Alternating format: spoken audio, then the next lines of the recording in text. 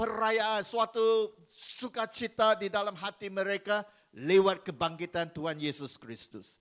Tetapi ada suatu hal yang perlu kita pikirkan. Sebab sebelum kejadian tersebut, sebelum Matius 28 terjadi, sebelum dua wanita yang menghampiri kuburan Yesus, menyaksikan, mengalami gempa bumi, melihat dengan sendiri bagaimana batu yang ditempatkan, dikemasukan gua itu dialihkan seperti gambaran di sini kan. Saya pikir apa maksud gambaran ini? Baru pagi ini saya mengerti. Ini batu besar yang sudah dialihkan oleh kuasa Tuhan. Amin. Suatu peringatan kuburan Yesus sudah kosong. Amin. Tetapi sebelum kejadian tersebut, kalau kita melihat buku Markus pasal yang ke-8, Markus pasal yang ke-9, dan juga buku Markus pasal yang ke-10, ada 3 kali.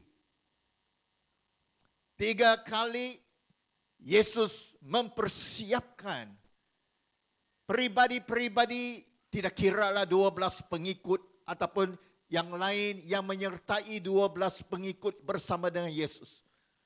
Yesus sudah duluan mengatakan 3 kali. Yang pertama Matius 8 setelah suatu mukjizat terjadi. Yang kedua Markus pasal yang ke-9 selepas seorang anak yang diikat oleh roh jahat yang berpenyakit sawan babi dilepaskan selepas Yesus turun daripada gunung.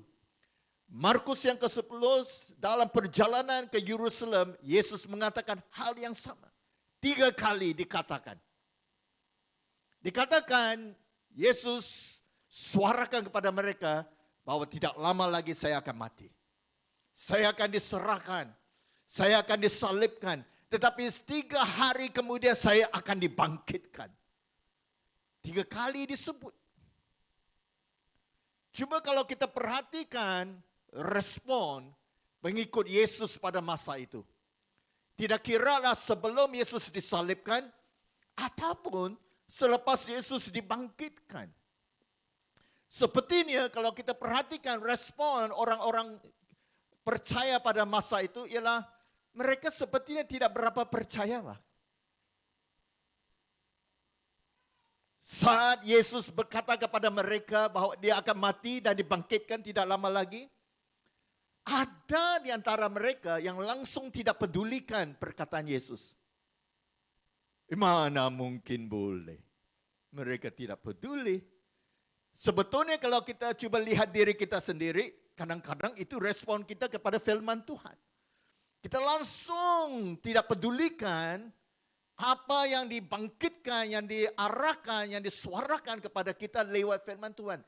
Kita ini ada suatu pemikiran, bukan jemaat Subang Assemblies of God. Ini jemaat yang paling terspesial sekali kan. Yang lain sajalah. Kita ini kalau menghampiri firman Tuhan, kita kadang-kadang tidak peduli arahan Tuhan. Tidak peduli tentang perintah Tuhan. Tidak peduli tentang amaran Tuhan. Tidak peduli tentang janji Tuhan. Kita ini macam kalau dikatakan perkataan Yesus itu macam limpas kita punya kepala saja begitu mah. Langsung tidak sempat masuk telinga pun. Itu yang kemungkinan terjadi, betulkah?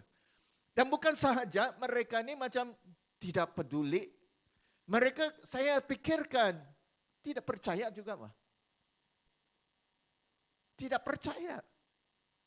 Walaupun secara pribadi mereka pernah melihat dengan mata mereka sendiri. Yesus membangkitkan orang yang sudah mati. Tetap tidak percaya. Sebab itulah bila Yesus menampakkan diri dia kepada pengikut dia. Macam mereka garuk kepala mereka. Macam ada di antara mereka yang minta berani. Ini kadang-kadang kita lawan tauke betul kan. Orang Kristen ini kadang-kadang melawan tauke. Dia berani tunjukkanlah dirimu. Buktikanlah dirimu. Sampai Yesus terpaksa menghampiri Thomas. Nah, sentuhlah tangan saya. Disentuhnya tangan Yesus. Dikatakan Thomas, betul lah. Memang betul. Yesus bilang, kamu percaya karena kamu menyentuh, melihat dengan mata kamu sendiri. Tetapi diberkatilah pribadi yang lain. Kita lah, maksudnya kita lah. Tidak boleh kita kembali 2000 tahun dulu kan. Diberkatilah pribadi-pribadi yang percaya walaupun mereka tidak melihat. Kita lah. Jadi saya merasakan bila kematian Yesus Kristus pada Jumat Agung memungkinkan pengampunan dosa kita. Tetapi kebangkitan Tuhan Yesus Kristus meyakinkan keselamatan kita. Fahamkah maksud saya? Begini maksud saya. Kebangkitan Tuhan Yesus Kristus confirm apa yang firman Tuhan katakan itu adalah benar. Kebangkitan Tuhan Yesus Kristus daripada maut memastikan segala yang dikatakan dalam Alkitab, segala yang disuarakan oleh Tuhan Yesus Kristus secara pribadi adalah benar. Kalaulah Yesus Kristus tidak dibangkitkan, kalaulah masih ada tubuh Yesus Kristus di kuburan 2000 tahun dulu, kalaulah batu yang begitu besar yang menjadi penutup kepada gua kuburan itu masih lagi ada di situ, kalaulah dua wanita itu tidak ada kesempatan untuk melihat tiadanya tubuh Yesus berada di kuburan tersebut, maka kita tiada keyakinan keselamatan kita. Keselamatan kita hari ini benar lewat pengampunan dosa kita daripada darah Yesus, benar. Tetapi saat Yesus dibangkitkan, sepertinya confirmation untuk kita. Seperti kita ini sekarang boleh ambil serius firman Tuhan. Sepertinya sekarang kita ini boleh diyakinkan bahawa firman Tuhan itu benar. Adakah kita percaya firman Tuhan itu benar? Banyak mukjizat boleh terjadi kalau kita pegang firman Tuhan. Kan sering kita berdoa, Tuhan, kuasa Engkau. Tuhan, kemenangan Engkau dalam keluarga saya. Tuhan, kemenangan Engkau dalam pribadi saya. Tuhan, saya mau melihat pekerjaan Engkau di dalam usaha saya, bisnis saya. Tuhan, saya mau melihat campur tangan Tuhan dalam pergumulan saya. Itu doa kita. Kalau kita lihat kebangkitan Yesus Kristus itu terjadi atas pengistiharaan firman Tuhan. Nah, saya diyakinkan hari ini kalau kita mau campur tangan Tuhan, kalaulah kita juga mau merasakan kemenangan yang dibawa oleh Yesus lewat kebangkitan, bergantung kepada respon kita terhadap firman Tuhan. Kalau kita punya respon yang sesuai dengan firman Tuhan, maka kita akan merasakan campur tangan kuasa Tuhan. Tetapi kalau respon yang kita berikan bertentangan dengan firman Tuhan, jangan terkejut kalau kita tidak melihat Tuhan bekerja dalam situasi tersebut. Tetapi lewat kebangkitan Yesus Kristus ini, meyakinkan saya, firman Tuhan itu adalah benar. Amin. Bermaksud, Tuhan tidak sembarangan berkata-kata. Tuhan bila dia mengarahkan sesuatu, dia bukan mengarahkan sesuatu tanpa suatu pemikiran, tanpa suatu kesedaran, tanpa suatu keupayaan yang dia boleh lakukan. Yesus tidak pernah cakap kosong. Macam yang kita lah. Kalau berkopi-kopi, waktu petang ataupun lepas ibadah ini kita makan tengah hari. Kita berborak-borak, kita berkata-kata. Banyak yang kita kata-kata itu macam tiada yang membawa berkat lah. Kita isi itu macam mana? Ilah dia ini kan. Saya kan tidak suka cara dia berpakaian. Kan dia nih kalau suka bertunjuk-tunjuk. Itu yang biasa kan? Semalam saya harapkan Manchester United kalah. Tapi kan kebetulan menang.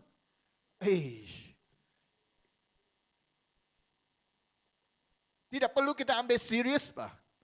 Semua petuturan-petuturan itu. Sepertinya untuk kill the time. Tetapi bila Yesus berbicara, bila dia mengatakan dia akan mati dan kemudian dibangkitkan, bukan main-main. Yang disuarakan oleh firman Tuhan serius. Jadi kalau kita meresponi, kalau kita menyadari keutuhan firman Tuhan, kita ini boleh mengalami campur tangan Tuhan. Amin. Ini kebangkitan Yesus Kristus harus menjadi nyata dalam hidup kita. Kalau kita berani mengatakan saya sudah dimenangkan, buku Roma mengatakan saya ini sudah dijadikan lebih dari pemenang, tapi masih berdosa, tapi masih stres, tapi masih kecewa, tapi masih lagi sakit hati. Si Anu itu tidak peduli saya lagi. Sebetulnya kalau kita ini kalau berdiri melihat firman Tuhan, kita ini sebenarnya ditakuti. Bukan bermaksud kita tidak boleh kecewa. Kalau kita ini tidak boleh kecewa, tidak pernah berkecewa nih, kita ini macam tidak wujud lah kan.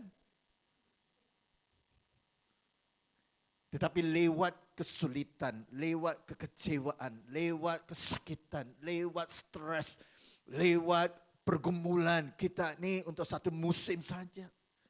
Jangan 5 tahun masih lagi berkeadaan begitu. Jangan lagi kita ini berterusan sepertinya Yesus tidak bangkit. Sebetulnya kita ini sudah jadi lebih daripada pemenang kerana Yesus sudah memenangkan kita. Cuma kita harus mengerti bagaimana kita boleh merasai campur tangan Tuhan. Itu yang penting. Tidak cukup untuk kita hanya mengisytiharkan. Saya lebih dari hari ini punya lagu. Luar biasa sekali. Saya tidak sempat bilang dengan istri saya. Ini lagu-lagu zaman kami dulu. Celebrate Jesus, celebrate. Lagu-lagu kita dulu lah. Tua sudah kita ini. Amin. Tapi kita mau merasai kemenangan. Amin. Itu fokus kita pada pagi ini. Lewat keutuhan firman Tuhan. Bagaimanakah firman Tuhan mendatangkan kemenangan? Sebab kalau kita lihat situasi Yesus dibangkitkan, dia meresponi, Yesus meresponi kepada kehendak Bapa di surga. Kalau kita meresponi kepada kehendak firman Tuhan, kita akan merasai kemenangan. Di Taman Getsemani, saat Yesus berdoa, dia mengatakan pada Bapa di surga, kalau dimungkinkan, biarlah cawan kesengsaraan ini dialihkan. Tidak mungkin, Bapa di surga bilang, tidak mungkin. Kalau mungkin, biarlah kesengsaraan, kesakitan yang akan saya alami itu dihilangkan. Tidak mungkin, Bapa di surga bilang. Kamu harus mati di kayu salib. Pernahkah Yesus terfikir, kalau saya sudah mati di kayu salib, 3 hari kemudian, betulkah saya akan dibangkitkan? Pernahkah kita berfikir? Contoh saya berikan. Bila Yesus dikatakan berjalan di atas air, pernahkah kita baca dalam Matius 12 kan?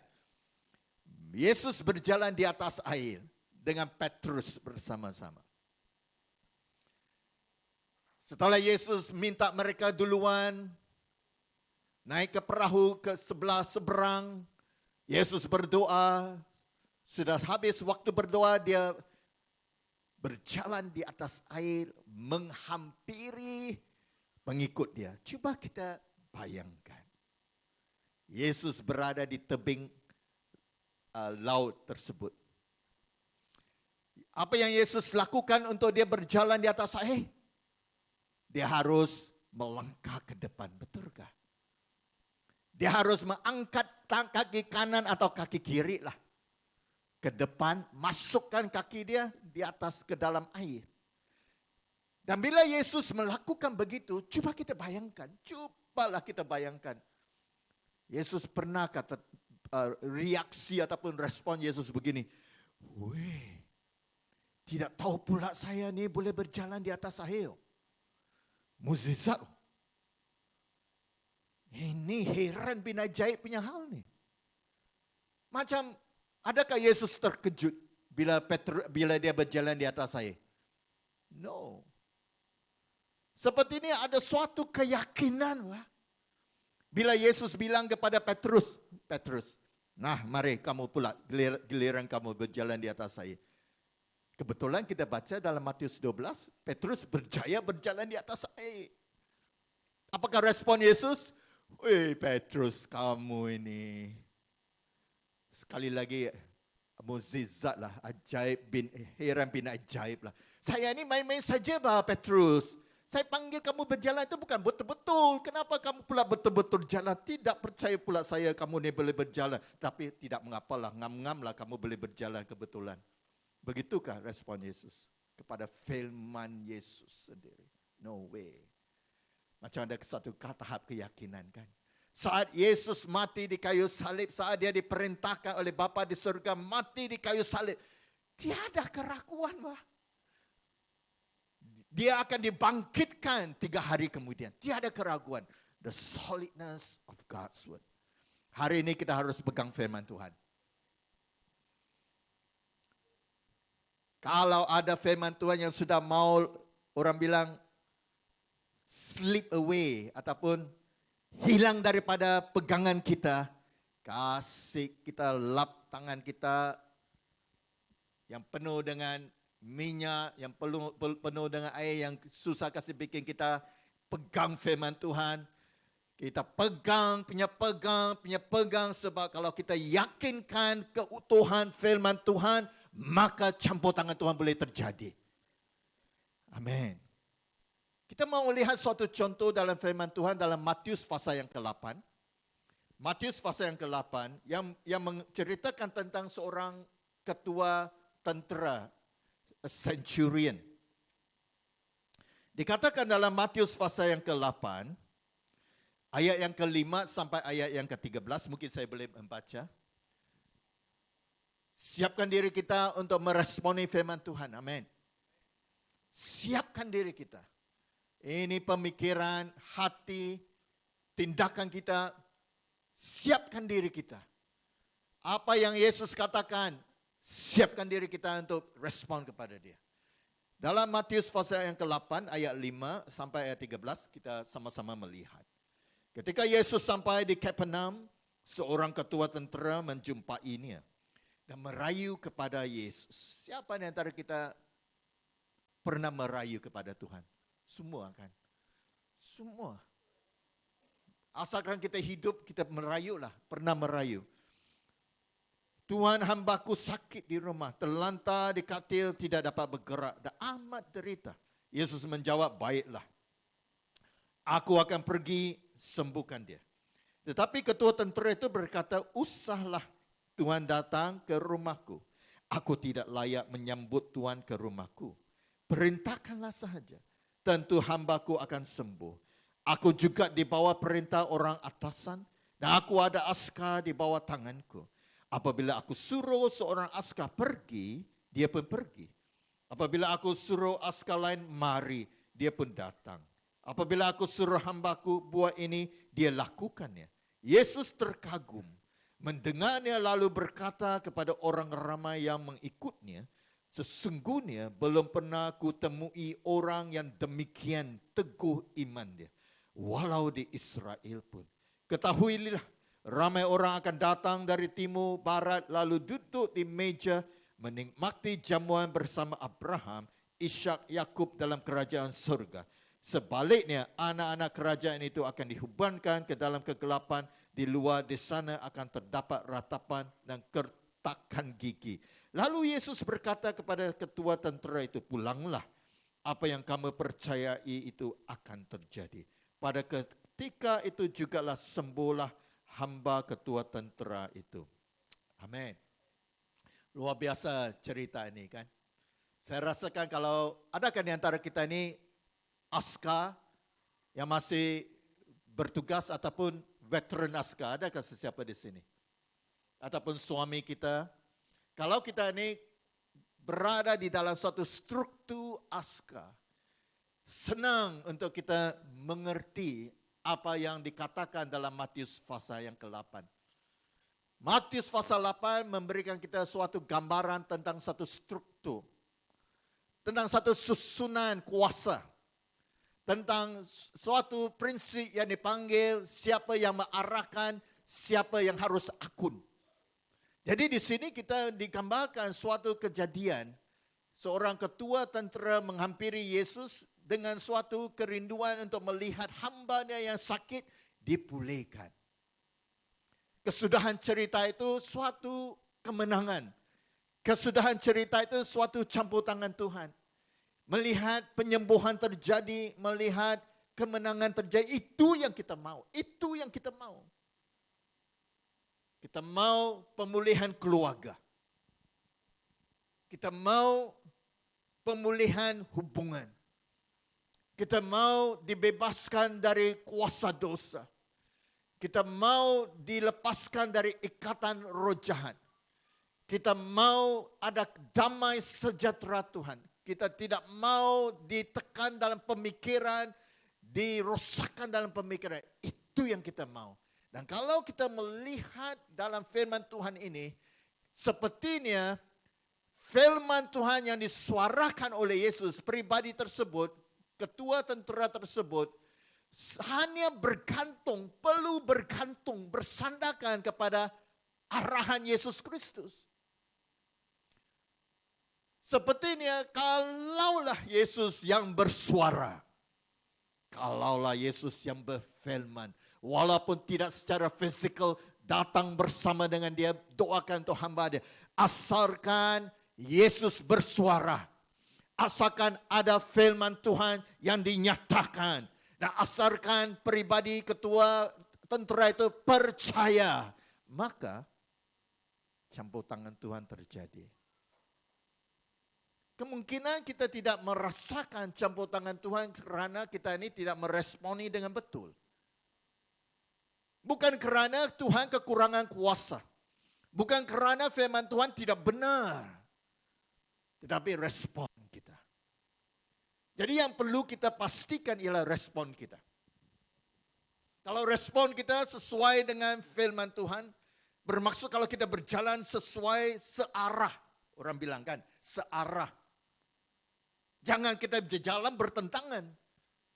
Firman Tuhan bilang di sini, kita di sana. Kalau kita ini bergantung kepada Waze bilang buat U-turn, kita ini pandai saja, terus saja.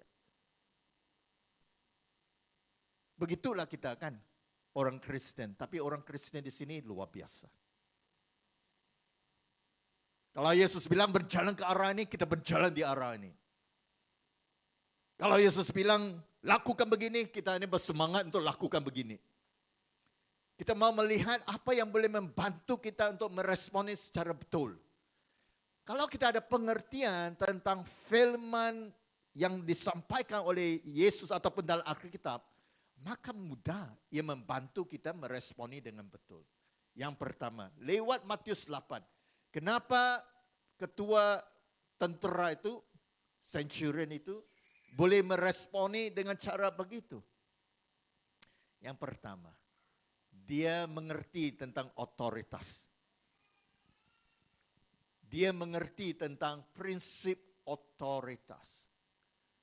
Kalau kita ini ada staf kerajaan. Kalau kita terpaksa draft satu surat urusan kerajaan, di bawah kita akan tulis yang menurut perintah. Betulkah di sini? Yang menurut perintah. Tidak ada orang akan berani menulis yang melawan perintah. Yang tidak pedulikan perintah. Sebab surat itu diarahkan oleh pihak atasan kepada kita untuk lakukan. Tidak semestinya kita mau lakukan, tetapi kita lakukan kerana kita dibawa arahan otoritas. Firman Tuhan itu berotoritas. Apa maksudnya otoritas? Kita seringkali mengatakan, oi, segala otoritas di surga dan di bumi sudah diberikan kepada Yesus. Dan Yesus sudah berikan, delegasikan kepada saya. Apa maksud otoritas ini? Otoritas ini bermaksud begini, Pak. Pribadi yang berotoritas ialah pribadi yang berkedudukan, yang menjadi penentu,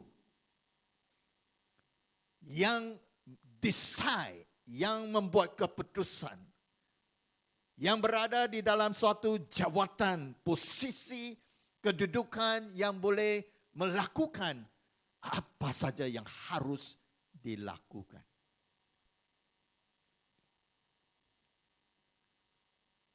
Ketua tentera itu mengerti. Adakah kita sedar bahawa yang berotoritas dalam hidup kita ialah Tuhan kita? Yang berotoritas dalam hidup kita ialah firman Tuhan.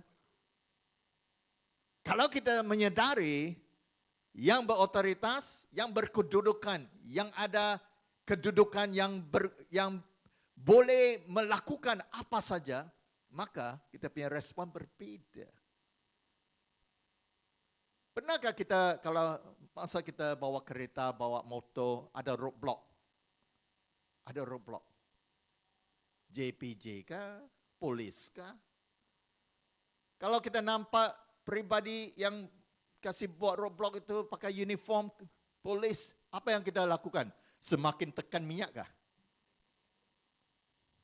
Kasih langgar saja. Tidak peduli atau buat U-turn begitu. Tidak, Pak. Kita kasih perlahan keretakan. Kita cepat-cepat kasih keluarkan lesen. Kita kasih turun. Kalau terlupa bawa lesen, kita turunkan tingkap. Pak, selamat petang, Pak. Sihat kah, Pak? Nampak segak hari, Pak. Handsome betul hari ini. Kita coba cari jalan keluar, betul kah? Kita akan berhenti, Pak. Kerana pakaian itu melambangkan otoritas. Cuba kalau seorang yang berdiri di sana, kasih lambai-lambaikan tangan, berhenti-berhenti, pakaian biasa, berhenti-berhenti, walaupun pakaian yang kotor, yang berlubang, berhenti-berhenti, kita berhenti kah? Tidak, Pak. Apa maksudnya? Maksudnya begini, kalau yang berotoritas, maksudnya kita ini yang menerima harus tunduk. Submit. Kita ini pakar melawan firman Tuhan. Kita ini kadang-kadang tidak mau tunduk kepada firman Tuhan. Kita ini kalau firman Tuhan mengatakan kita harus memberi supaya kita ini menunjukkan kasih kita ataupun supaya kita ini akan ada kesempatan merasakan hasilnya nanti, kita berani menentang. Kita tidak mau tunduk. Kita tidak mau memberi. Tidak. Sepertinya kita lebih berotoritas dari Tuhan. Tidaklah, pastor, kamu jangan sembarangan tuduh saya. Katakan pada orang sebelah kiri dengan kanan, dia bukan tuduh kamu lah. Dia hanya cakap pasal saya saja. Amin. Benarkah kita seringkali memberontak terhadap firman Tuhan? Kalau di dalam suatu struktur askar yang diarahkan untuk tembak dan tidak mau tembak, itu masuk mahkamah askar itu. Boleh dijatuhkan hukuman. Puji Tuhan, kasih karunia Tuhan sungguh besar untuk kita. Kita ini seringkali menggagalkan rencana Tuhan kerana tidak akun firman Tuhan. Tuhan, hei, kasih sabar saja dengan kita, kan? Tidak apalah. Bukan tidak apa, dia mungkin bilang bagi dia ruangan lagi lah. Bagi dia ruangan lagi untuk bangkit, bagi dia ruangan lagi untuk bangkit. Biarlah dia menangis sekejap, biarlah dia mengeluh sekejap, harap dia bangkit. Kasih karunia Tuhan, kesabaran Tuhan luar biasa kan. Otoritas bermaksud kita ini tunduk. Kalau kita tidak tunduk, kita tidak akan merasakan campur tangan Tuhan lewat firman Tuhan itu. Karena Yesus tunduk kepada kehendak Bapa di surga, maka terjadilah kebangkitan. Kalau kita berani tunduk firman Tuhan, tiada yang mustahil. Yang menjadi problem ialah kita tidak sanggup tunduk kepada firman Tuhan. Diarahkan supaya kita diutuskan, tidak berani pergi, tidak mau pergi, tidak senang untuk pergi, tiada masa untuk pergi, tidak mau tunduk. Kalau dikatakan harus kita mengampuni, tidak mau kita mengampuni, tidak kita merasakan luka itu terlalu dalam. Kalau dia kedalaman luka itu tidak sedalam itu, tinggal 1 inci, mungkin boleh saya ampuni. Tapi sudah melebihi kesabaran saya, tidak boleh. Dipermainkan berkali-kali, ditipu berkali-kali. Mana mungkin saya boleh mengampuni si anu itu. Kita ini menentang firman Tuhan. Patutlah kita ini masih lagi stres. Orang bilang kalau yang dilamun cinta, mandi tidak basah, makan tidak kenyang, tidur tidak lena. Ini tengah stres dengan kelukaan, tidur pun bermimpi negeri, makan pun sampai kita ini terlalu kenyang berlipat ganda. Menentanglah firman Tuhan. Cukuplah kan? Saya berbicara tentang diri saya sendiri. Cukuplah. Saya coba ingatkan diri saya sendiri. Cukuplah. Jangan menentang firman Tuhan. Amin. Kalau dikatakan harus kita membangunkan keluarga kita dengan cara Tuhan, jangan menentang firman Tuhan. Kalau dikatakan kita harus melakukan apa saja sesuai dengan firman Tuhan, jangan menentang firman Tuhan. Amin. Yang kedua, Matius 8 yang cerita yang kita lihat tadi dengan ketua tentera itu. Pribadi ketua tentera itu yakin tentang kuasa firman Yesus. Bukan sahaja pribadi itu yakin tentang otoritas. Yang mengawal sebetulnya kehidupan kita ialah otoritas Yesus. Yang mengawal kehidupan kita tidak seharusnya masalah.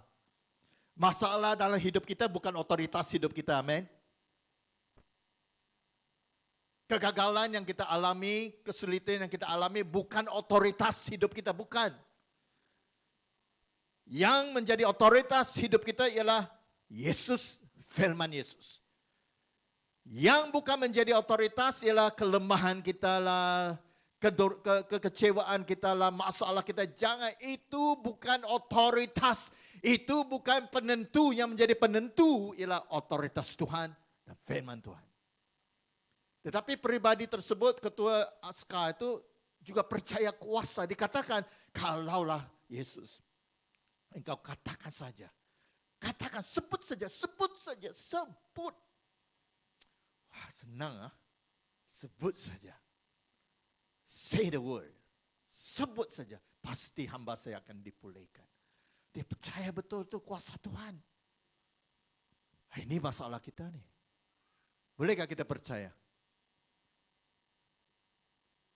Lewat kebangkitan Yesus dari maut, apalagi yang tidak boleh kita percaya? Sebetulnya begitu.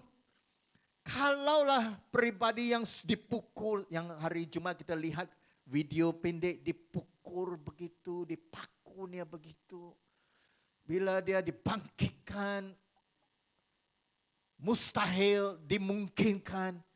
Kuasa surgawi bekerja campur tangan. Apalagi yang kita tidak boleh percayakan kuasa Tuhan. Adakah situasi kita lebih dahsyat daripada keadaan Yesus saat dia mati dan dibangkitkan? Tidak bahkan. Sebetulnya tiada alasan untuk kita untuk meragui kuasa Tuhan. Tahukah kenapa kita meragui kuasa Tuhan? Karena kita pikir kita yang harus melakukan. Kita yang harus berkuasa, maksud saya. Maksud saya kita ini kadang-kadang ragu sebab kita pikir kita ya solusinya. Kitalah yang harus menghidupkan sesuatu. Kita yang harus menyembuhkan orang. Kita yang harus memulihkan keluarga kita. Kita yang harus ubahkan hati bos kita.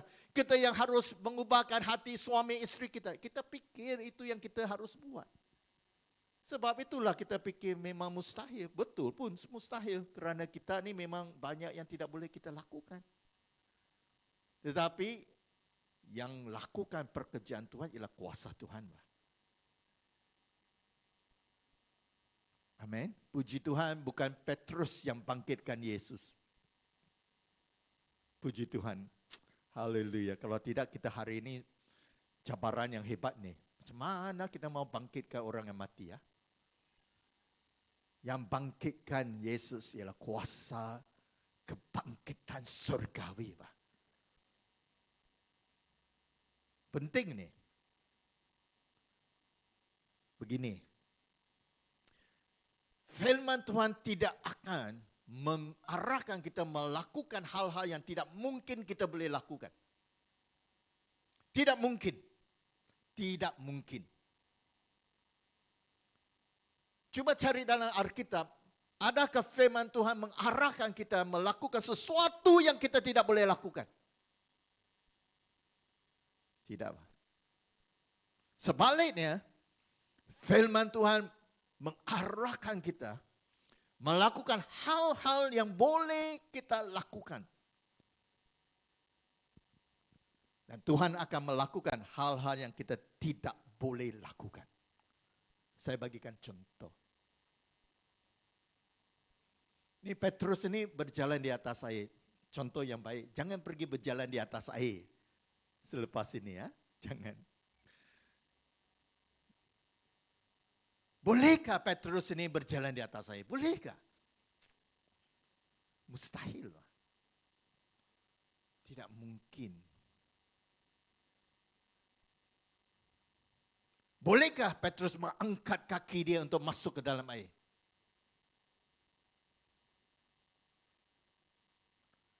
Ada keupayaankah Petrus untuk angkat kaki dia untuk masuk dia dalam air? Dalam kuasa Petruskah untuk angkat kaki untuk keluar daripada perahu masuk ke dalam air? Iya. Bukan bidang kuasa Petrus untuk dia boleh berjalan di atas air seperti ini ada suatu fondasi. Seperti ini ada suatu yang keras di dalam air untuk dia berjalan begitu. Tidak, itu di luar kuasa dia. Yang di dalam kuasa yang boleh dilakukan oleh Petrus ialah bergerak keluar. Dan Yesus yang membolehkan dia berjalan. Dikatakan, Yesus berbicara kepada pengikutnya, kamu lihat gunung-gunung yang ada di depan. Kalau kamu berbicara, supaya gunung itu dianjakkan, maka ia akan dianjakkan. Now, kalau kita ni berbicara kepada gunung supaya dianjakkan, bolehkah tidak boleh? Bolehkah tidak boleh? Dalam kekuatankah kita? Bolehkah kita? Boleh bah. Kalau kita ada mulut, boleh itu. Asalkan ada mulut. Kalau tiada mulut pun sign language. Begitu.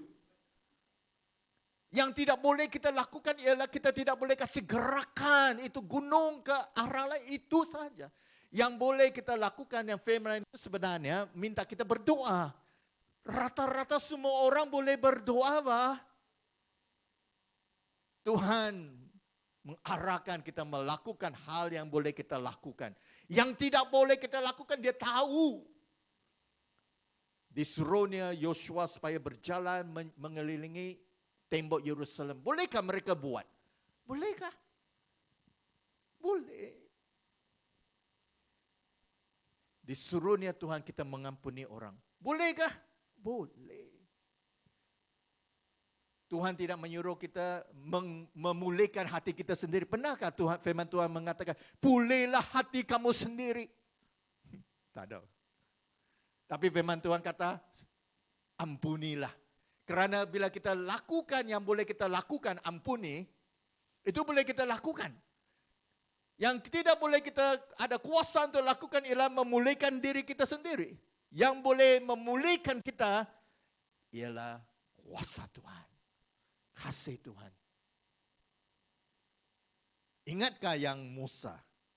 Kita ni harap kita ni kadang-kadang berdoa kalaulah saya ni dipakai seperti Musa. Pasti glamour. Cuba kita pikirkan, adakah Tuhan mengarahkan Musa untuk memisahkan Laut Merah? Siapa yang pisahkan Laut Merah? Siapa? Musa. Siapa cakap Musa?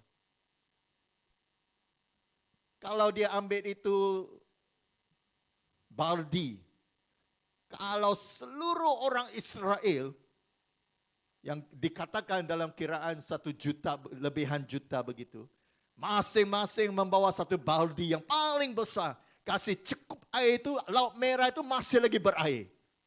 Mustahil. Yang boleh dilakukan, yang disuruh dilakukan oleh Musa ialah angkat tongkat. Angkat tongkat. Bolehkah Musa lakukan? Yes.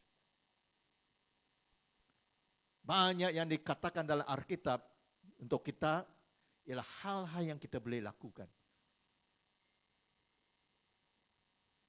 Yang tidak boleh kita lakukan, Tuhan akan lakukan kerana tiada batasan kuasa Tuhan.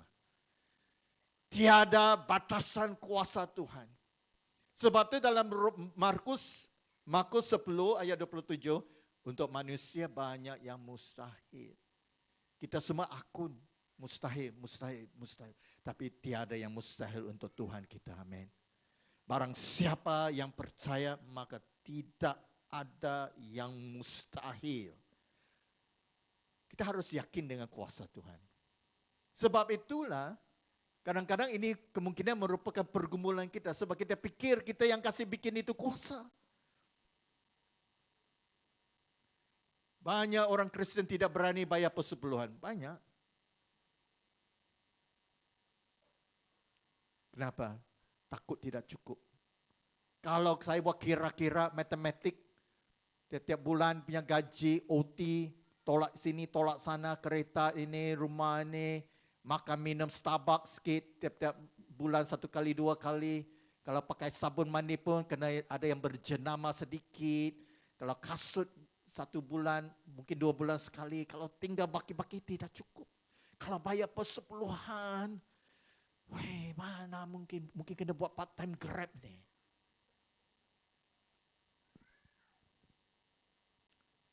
Kita pikirkan kalau Tuhan ini seperti ini tiada kuasa untuk tunaikan firman dia. Come on. Kita punya Tuhan bukan begitu, bah. Dia berkuasa untuk lakukan, amin. Kalau dia bilang sembuhlah kamu, sembuhlah kamu. Kalau dia bilang pergilah tunjukkanlah diri kamu kepada para imam bahawa penyakit kusta kamu sudah dihilangkan, maka kamu percayalah. Kalau dikatakan kepada badai, ribut supaya tenang, maka tenanglah. Kuasa Tuhan, amin. Sebab itu firman Tuhan mengatakan kalau dia bilang melalui bilu-bilu Yesus, bilu-bilu dia sendiri kita sudah dipulihkan, maka begitulah akan terjadi. Kalau firman Tuhan mengatakan bahawa keluarga kamu akan diselamatkan, maka keluarga kamu akan diselamatkan. Pegang, sebab Tuhan ada kuasa untuk melakukan. Amin. Yang ketiga, yang terakhir, sudah lewat. Yang terakhir, saya mau selesai.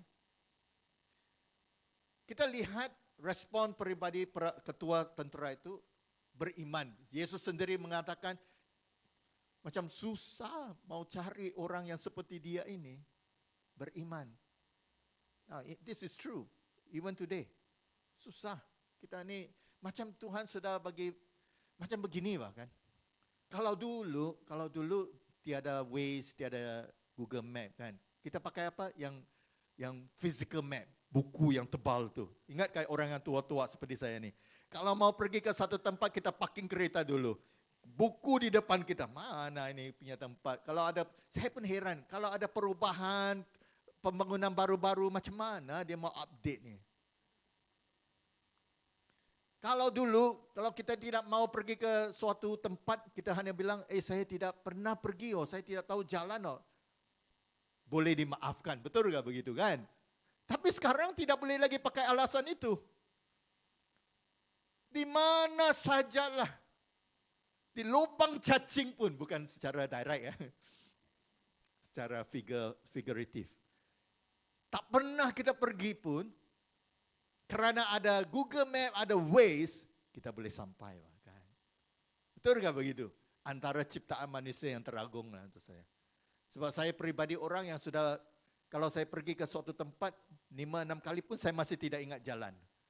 Saya bergantung sepenuhnya kepada Waze. Macam adanya sudah disediakan untuk kita lah. Tapi kita tidak mau pakai. Dikatakan pribadi tersebut yang beriman. Sudah disediakan firman Tuhan untuk kita, membangunkan iman kita, masih lagi kita tidak mau usahakan. Nah, iman ini begini. Iman ialah bertindak sesuai dengan firman Tuhan. Itu saja. Iman bermaksud bertindak sesuai mengikut firman Tuhan. Bukan ikut emosi kita. Hari ini saya ni happy lah. Saya terima satu message daripada girlfriend saya. Dia mengatakan dia mengasihi saya. Haleluya. Berjumpa dengan kawan, macam mana kamu hari ini? Haleluya, puji Tuhan. Saya ni hari ini di mountain top experience. Tiada halangan yang tidak boleh saya atasi. Kebetulan hari keesokannya ada pertelingkahan, girlfriend marah. Jangan lagi kamu telefon saya. Berjumpa dengan orang lain, macam mana kamu hari ini? Ini antara yang dunia mau kiamat sudah. Respon kita bergantung kepada firman Tuhan. Amin. Tindakan kita bergantung kepada firman Tuhan. Now, iman ialah bertindak sesuai dengan firman Tuhan. Bila kita bertindak sesuai dengan firman Tuhan, kita akan mengalami otoritas dan kuasa firman Tuhan terjadi.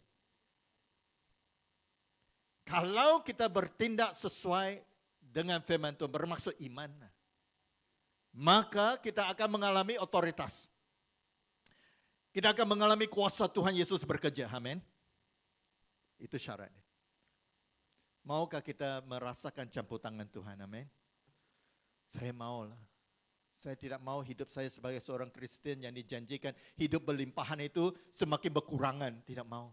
Saya tidak mau dimangsakan oleh iblis. Saya tidak mau dimangsakan oleh situasi. Saya mau ada kemenangan. Amin. Mari berdiri bersama dengan saya.